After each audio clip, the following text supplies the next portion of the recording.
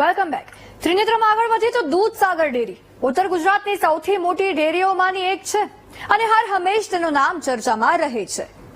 પરંતુ આ વખતે ચર્ચા બોર્ડ મીટિંગમાં થયેલી મારામારીની જોરશોરથી થઈ રહી છે, જેમાં એવો આરોપ લગાવવામાં આવ્યો છે કે ચેરમેને વાઇસ ચેરમેનને લાફો ઝીકી દીધો અને હવે ઘટના છે પોલીસના દ્વાર સુધી પણ પહોંચી ગઈ છે. ત્યારે એવું તો શું થયું બોર્ડ મીટિંગમાં કે ચેરમેને વાઇસ ચેરમેને લાફો ઝીકી દીધો છે કે માત્ર આક્ષેપ જ છે? આવો જણાવીએ. દૂધસાગરમાં લાફાવાળી, એક સવાલના જવાબમાં મળ્યો લાફો. બોર્ડની મીટિંગમાં જ ધબધબાટી.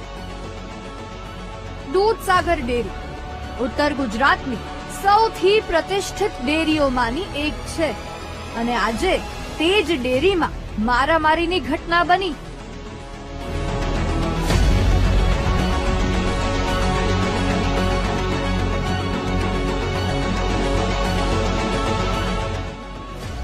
મારામારી પણ કર્મચારીઓ કે પશુપાલકો વચ્ચે નહીં, પરંતુ ડેરીના ચેરમેન અને વાઇસ ચેરમેન વચ્ચે, જેમાં એક પ્રશ્ન પૂછવા પર ડેરીના ચેરમેન અશોક ચૌધરી અને ડિરેક્ટર દિલીપ ચૌધરીએ વાઇસ ચેરમેન યોગેશ પટેલ પર હુમલો કરી દીધો.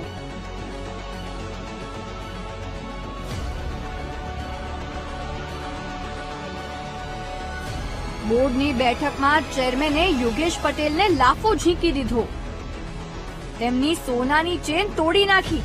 જો કે આ દાવો વાઇસ ચેરમેનનો છે. ત્યારે અંદર શું ઘટના બની હતી અને વાઇસ ચેરમેને એવા તો કયા સવાલ પૂછ્યા જેથી ચેરમેને તેમને લાફો માર્યો તે અમે ખુદ યોગેશ પટેલ પાસેથી જાણવાનો પ્રયાસ કર્યો.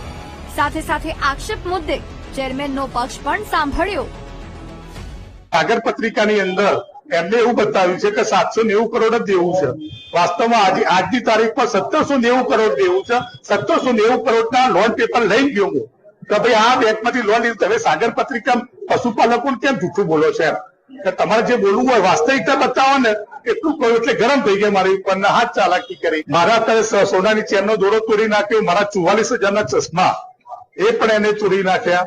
અને મને એને કીધું, પેલા પણ એને એવું કીધું કે એમના સંબંધીઓ કે તું ભાઈ તું આવજે ને તને મારી નાખવાની ધમકી મને અગાઉ પણ આપી હતી. વાઇસ ચેરમેન શ્રીએ જે પ્રશ્નો પૂછ્યા હતા એના બધા જ અમે ખુલાસા આપ્યા, છતાં પણ એ પછી ઉગ્ર થઈ ગયા અને ઉગ્ર બોલાચાલી કરવા લાગ્યા, અપશબ્દો બોલવા લાગ્યા.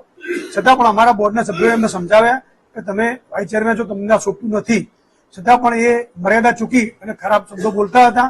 એ પછી બોલ્યા પછી અમે લોકોએ પણ એમને સમજાવ્યા પછી એ આ જે વાત કરે છે હાથ ઉપાડવાની બધી, એ બિલકુલ પાયવેવાની વાત છે.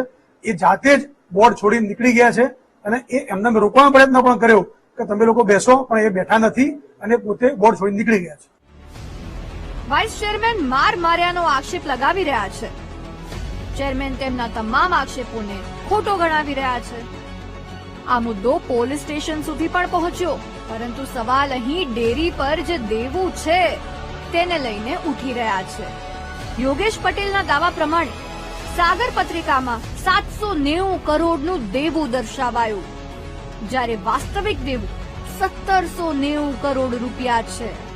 તેવામાં સવાલ એ થાય છે કે જો વાઇસ ચેરમેનના દાવા પ્રમાણે 1790 કરોડ રૂપિયાનું દેવું છે તો ડેરીના ચેરમેન અને અન્ય સભ્યોએ કેમ તેને પશુપાલકોથી છુપાવ્યું છે? કેમ સાગર પત્રિકામાં સાચો આંકડો નથી દર્શાવ્યો? હાલ તો આ મુદ્દો ભારે ગરમાયો છે, કારણ કે અહીં મારામારી કરતા પણ ડેરીની પ્રતિષ્ઠાની વાત છે. ત્યારે ભાજપમાં અંદરો અંદર ભબડતા ભાણાના રણકાટને સત્તા પક્ષ શાંત પાડવામાં સફળ રહે છે કે નહીં તે જોવું રહ્યું. Sudhir Parekh, VTV news, Mehsana.